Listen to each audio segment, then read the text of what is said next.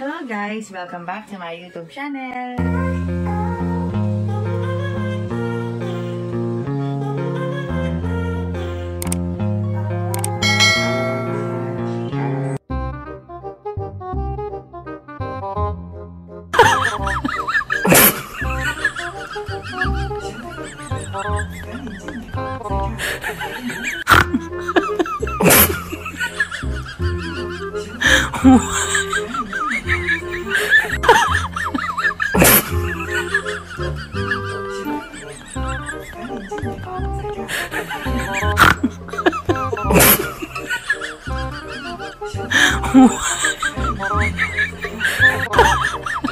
Nung hindi na-catch a wink ni Dinawong, di ba?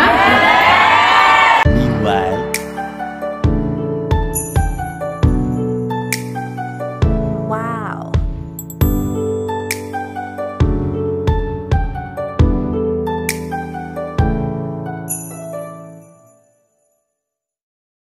That's really something. Parang, I would say during that time, okay, for the record, I'm happily married. Okay. Pero during that time, nagpa-fangirling din ako. Parang heartbreak ako. Bigla akong lumabas sa TikTok. Tapos bigla mo akong kinigdatan. You know, there's something in you. There's really something in you. There's an energy. People would say it's charisma. Yeah. And, alam mo yun, since then, I would say, by the way, a quick shout out to our fan group, Tina Die Hard Supporters. I have my members here as well, together with me. And, I discovered, alam mo ba, ang daming nagkaroon ng love life. Sa kanyang group, I'm not sure, pero sa group namin nagkaroon ng love life. Number 1, so naging masaya ang mga tao? Tama? Okay. Sunod, mga depressed, abroad, OFW workers.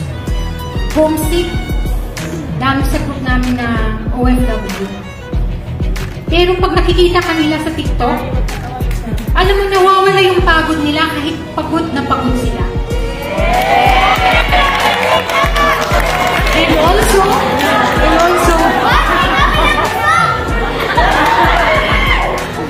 also, ikaw yung pinag-uugutan nila. And I'm not sure if merong mga OFW here, nakaka-uwi lang, na kasi sa amin, next conference, maraming uuwi, maraming manonood. Bago sila umuwi sa kanya-kanyang pamilya, dadaan muna sila at manonood kasi gusto ka talaga nila makita. That's one thing.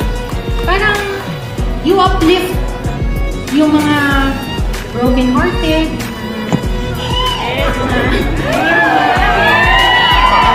lonely, mga ganun ba. And also, I myself,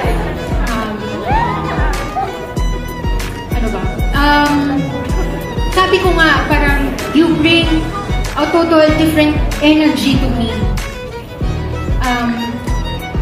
I make sure lahat ng members ko masaya always. Hindi namin minamind yung mga comments, anything. What we do is just support you. Regardless of the situation, regardless of everything, we still support you. Bahala na sila, bahala ng iba. Kabawasan man, kami nandito pa rin for you.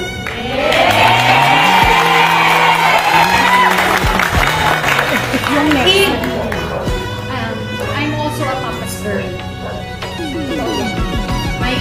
My papa now, he's in Manila. He's actually one of the reasons why I always go to Manila.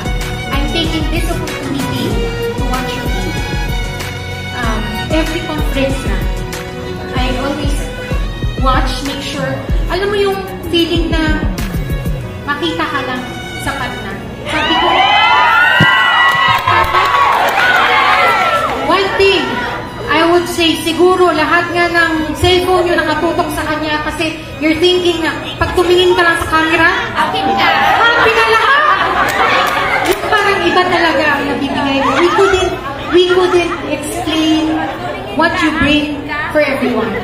You're just, you're just an inspiration. Kahit papa ko, may papa is in Taguig na, dinadayos niya sa papa ko. But, last March conference, sa Field Sports versus Signal, dinala ko ang papa ko.